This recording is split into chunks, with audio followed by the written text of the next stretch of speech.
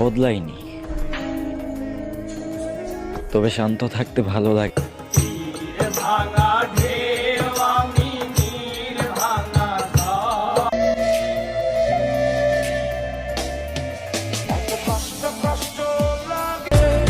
থাকতে এত কিছু বলছো, আমি মানুষটারে চিনতে পারি নাই।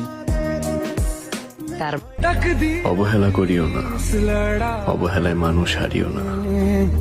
মানুষটা জীবনে একটি ভুল ঝরালো। কিছু মানুষ কল্পনাতেই মানায়, কারণ